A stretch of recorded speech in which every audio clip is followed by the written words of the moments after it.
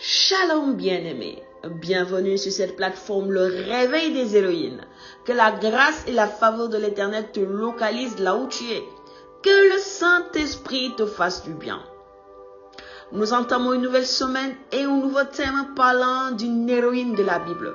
N'oublions pas, nous sommes toujours dans le mois de mars et durant ce mois, nous sommes en train de parler des héroïnes, de quelques héroïnes de la Bible dont on ne parle pas souvent. Des femmes qui sont cachées dans la Bible et dont on ne prêche pas souvent. Des personnes qui sont la plupart du temps méconnues, inconnues par le grand public. Nous allons partager sur leur vie et montrer un aspect puissant sur leur vie et leur impact positif sur nos vies. Alléluia! Aujourd'hui, nous parlons d'une jeune fille. Une jeune fille israélite qui était amenée en captivité. Et l'histoire de cette jeune fille va changer l'histoire d'un homme, d'une famille, d'un peuple. Alléluia!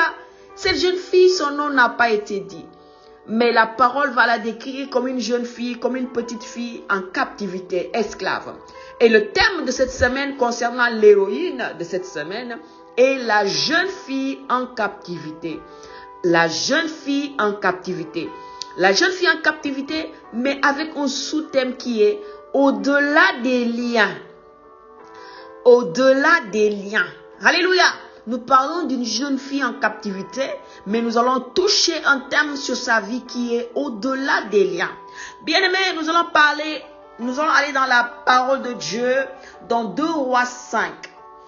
À partir du verset 1er, la parole de Dieu va nous dire: Naaman, chef de l'armée du roi de Syrie, jouissait de la faveur de son maître et d'une grande considération, car c'était par lui que l'Éternel avait délivré les Syriens. Mais cet homme fort et vaillant était lépreux.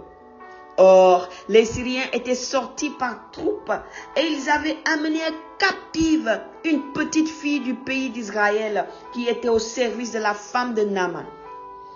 Et elle dit à sa maîtresse: « Oh, si mon Seigneur était auprès du prophète qui est à Samarie, le prophète le guérirait de sa lèpre. » Alléluia. La jeune fille, ou encore la petite fille, nous allons dire la jeune fille, parce que quand on parle de petite fille, les autres vont penser que c'est un tout petit enfant. Mais on parle de quelqu'un qui est devenu servante. Donc, elle avait atteint un âge d'adolescence ou bien elle était un peu proche de l'âge de la majorité. Écoute-moi bien, c'était une jeune fille qui était amenée en captivité. Donc, l'histoire de cette fille va démontrer que elle était certainement orpheline. Parce que quand on amène en captivité une jeune fille, c'est que certainement ses parents sont morts durant la guerre.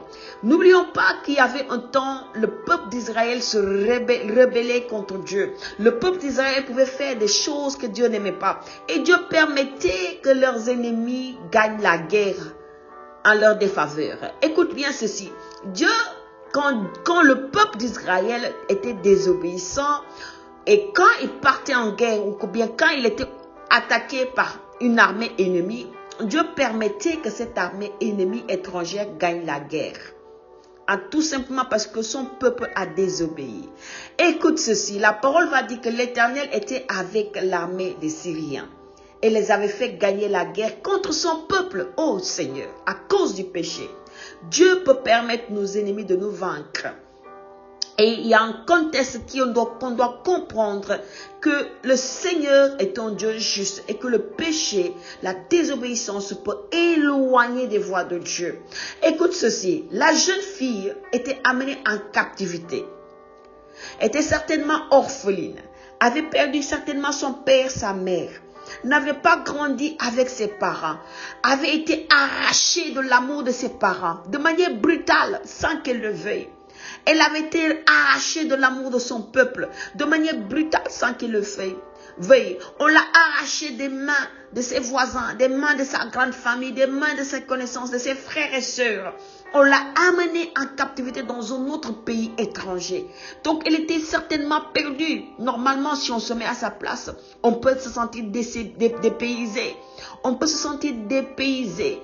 On peut se dire, mais Voici, ma mère, mon père m'ont été arrachés brutalement. Je ne vois plus mes frères, mes soeurs, mes cousins, mes cousines, mes oncles, mes tantes. Et en plus, on m'amène dans un pays étranger dont je ne connais pas les coutumes, dont je ne connais pas la loi, dont je ne connais pas la religion, dont je ne connais pas les pratiques. Et on me dit en plus de cela, tu vas être une servante, un esclave, entre les mains de ceux-là qui ont opprimé ta famille, ton peuple, qui ont tué ton peuple, qui ont tué tes parents, qui ont tué ta mère, ton père, tes frères et sœurs. Mais comment pouvait se sentir cette jeune fille-là? Normalement, il devait y avoir de la haine dans le cœur de cette jeune fille. Normalement, cette jeune fille devait se sentir mal. Normalement, cette jeune fille devait être animée par un esprit de vengeance. Cette jeune fille devait être animée par un esprit de vengeance normalement. J'ai bien dit normalement. Humainement parlant, le corps de cette jeune fille avait le droit de se venger et de porter en haine les personnes qui ont détruit, brisé son rêve, qui l'ont arraché de son peuple, qui ont détruit son peuple. Elle pouvait développer de la haine. Mais cette jeune fille-là va aller au-delà des liens. Elle était sous les liens de la captivité, de l'esclavage. On lui faisait travailler pour honorer les services de la femme du chef de l'armée qui a conduit la guerre, qui a détruit son peuple. Mais quelle situation! C'est comme si tu te mets à sa place, quelqu'un vient détruire ta maison, on te dit maintenant tu vas servir cette personne qui t'a arraché ton père, ta mère, tes frères, tes soeurs, ton peuple. Et on te dit tu vas être à son service et tu vas manifester vraiment de l'honneur en sa faveur. Tu vas l'honorer, le servir, lui obéir et faire tout ce qu'il te demande. Mais quel poids est-ce qu'on imagine seulement ce qu'a vécu cette jeune fille-là? Voici que ce maître de l'armée, ce chef de l'armée qui s'appelait Naaman, était lépreux, avait de la lèpre. Et en ce temps-là, il n'y avait pas de médicaments pour cette maladie. Il n'y avait pas de médicaments contre cette maladie. Il n'y avait pas de vaccin contre cette maladie. Et quand une personne était atteinte de cette maladie en Israël, on les mettait à l'écart. Donc, ils ne devaient pas se mélanger avec le peuple parce que c'était considéré comme une maladie impure. Et cette maladie impure, Dieu demandait à ce qu'on les éloigne loin des autres jusqu'à ce que leur état soit dans un état qu'on appelle d'état de pureté. Et pour certains, c'était pour toute leur vie. Pour d'autres, quand Dieu fait grâce, il y avait une guérison. Et quand il y avait le ministère de l'homme de Dieu, du prophète de Dieu, les guérisons se manifestaient, Et cette jeune fille-là a eu écho de ça, était témoin de la puissance de Dieu. Voyez comment Dieu utilisait son serviteur Élisée pour délivrer. Voyez comment Dieu utilisait son serviteur pour libérer. Écoute, la jeune fille a vu, elle a entendu le témoignage. Elle était encore petite, jeune certes, mais elle a entendu parler de quelqu'un. Elle a entendu parler de quelqu'un qui marche dans l'esprit de Dieu. Elle a entendu parler de quelqu'un qui manifeste la puissance de Dieu. Elle a entendu parler de quelqu'un donc qui a l'esprit de Dieu, l'esprit du Dieu puissant, l'esprit du Dieu saint, capable d'opérer le miracle et le surnaturel. Et cette jeune fille-là va parler à sa maîtresse, va avoir compassion de son maître et va dire, oh si seulement mon maître était dans tel lieu, si seulement il était auprès du prophète qui est en Samarie, le prophète le guérirait de sa lèpre. Cette jeune fille était dans l'ancienne alliance, mais elle a manifesté le fruit de l'esprit. Le fruit de l'esprit qui est la tempérance, la bonté, la douceur, la patience. C'est-à-dire tout le fruit de l'esprit. Tout le fruit de l'esprit, les bienfaits du fruit de l'esprit. La jeune fille l'a manifesté. C'est-à-dire, manifester la tempérance, la douceur, l'amour, au-delà des liens. Cette jeune fille, c'est ce qu'elle a fait. Elle était en hauteur. C'est-à-dire, les liens ne l'ont pas limitée. Elle sait dans sa tête. Oui, vous m'avez amené en captivité. Mais moi, mon esprit n'est pas lié. Et j'aimerais parler à quelqu'un. Peut-être tu es en captivité. Peut-être que tu te sens cerné quelque part, étouffé. Peut-être ton âme est en souffrance. Peut-être tu te sens limité. Mais laisse-moi te dire ceci. Laisse-moi te dire ceci. Aucun lien ne doit te limiter. Aucune situation ne doit te limiter. Aucune circonstance ne doit te limiter. Tu dois être capable de t'exalter au-delà de toutes ces choses. Tu dois être capable de savoir que tu marches non selon la chair, mais selon l'esprit. Car la chair peut être abattue, torturée, méprisée, humiliée, mais l'esprit peut pousser des ailes et aller au-delà des situations. Et quand on s'établit au-dessus des liens humains, au-dessus des combats face à l'adversité, quand on prend un élan avec nos ailes spirituelles dans l'esprit, l'oppresseur lui-même saura que nous ne sommes pas n'importe qui. Il saura que la captivité peut toucher le corps, l'oppression peut porter atteinte au corps. Mais quand notre esprit s'élève, nous sommes au-delà de cette situation. Et nous pouvons manifester la gloire de Dieu. Nous pouvons manifester l'honneur de Dieu. Nous pouvons manifester la louange pour Dieu. Nous pouvons manifester l'adoration pour Dieu. Écoute bien ceci. Cette jeune fille-là pouvait dire que mon maître qui m'a privé de mon père, de ma mère, de mon peuple meurt dans cette lèpre. Pouvait dire, je le maudis pour ce qu'il m'a privé, mon pays, ma nation, ma famille. Je le maudis pour ce qu'il a fait de moi une orpheline. Mais elle s'est dit, si seulement mon maître était en Samarie, si seulement mon Seigneur, c'est-à-dire mon maître, était auprès du prophète qui est en Samarie, le prophète le guérirait de la lèpre. Bien-aimé, voici ce que Dieu attend de toi et de moi. Voici ce que Dieu veut faire de nos vies. Voici ce à quoi Dieu nous appelle. Christ va dire dans sa parole que nous sommes dans ce monde, mais nous ne sommes pas de ce monde. Et il va encore dire que lui, il est la branche verte, il est l'arbre vert. Mais il a été abattu, il a été torturé, humilié. Il a pu résister. Quand les femmes d'Israël sont venues pleurer parce qu'il était persécuté, tapé, frappé, il était condamné pour quelque chose qu'il n'a pas commis. Quand les femmes ont vu sa douleur, elles commençaient à pleurer.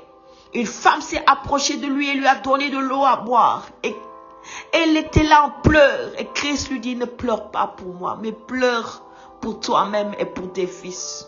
Car si on a fait ceci à la branche verte, comment est-ce qu'on fera à la branche morte, c'est-à-dire la branche sec? Si on a fait au maître qui a la vie, cela, comment est-ce qu'on fera à celui qui n'a pas la vie en lui? C'est-à-dire la branche verte, c'est la branche qui a la vie en elle. Et la branche sec est la branche qui n'a pas la vie en elle. Christ est le réservoir du Saint-Esprit, la vie en lui. Il est l'arbre vert et on l'a fait ce qu'on lui a fait, qui était très mal, très douloureux. Et vous imaginez cette douleur sur un arbre mort. L'arbre va se casser, se briser. Mais parce que l'arbre était vert, la branche était verte, qu'elle pouvait se plier, non se casser. Parce que c'est plus difficile de casser une branche verte que de casser une branche morte. Bien-aimé, cette jeune fille était un arbre vert. Parce que les situations de la vie ont voulu la briser. Mais elle s'est élevée au-delà de cela.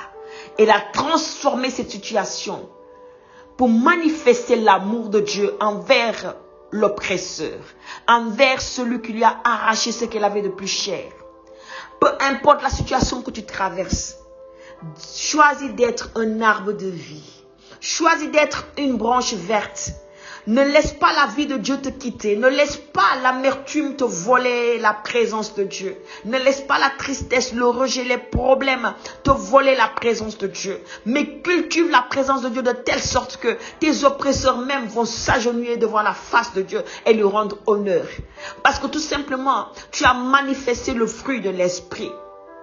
Cette jeune fille a su manifester les fruits. Le fruit de l'esprit, a su manifester tout ce qui englobait le fruit de l'esprit. Elle l'a manifesté et Dieu s'est glorifié. Bien-aimé, c'est ce que Dieu attend de toi et de moi. Voici ce que Dieu attend de nous, ses enfants. Et je veux prier pour que le Seigneur aide quelqu'un par le Saint-Esprit en lui apportant consolation. Devant toute adversité, devant tout ce qui se tiendra sur ton chemin, devant toute situation que tu es en train de vivre et traverser en ce moment, souviens-toi de cette jeune fille qui avait tout perdu, mais qui a manifesté le fruit de l'esprit, qui est allée au-delà de l'oppression, au-delà des liens. Son esprit était au-dessus de sa chair. Et je veux prier au nom de Jésus pour que ta chair se taise et que l'esprit puisse exalter le Seigneur.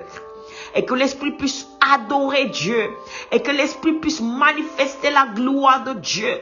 Et que les hommes puissent témoigner que tu es une fille de l'Éternel. Tu es un enfant de Dieu. Et que la main de Dieu est sur ta vie de manière glorieuse. Dans le merveilleux glorieux nom de Jésus-Christ de Nazareth. Bien-aimé, je te donne rendez-vous demain pour continuer l'histoire de cette jeune fille. Au nom merveilleux de Jésus-Christ de Nazareth. Amen. Shalom chez toi.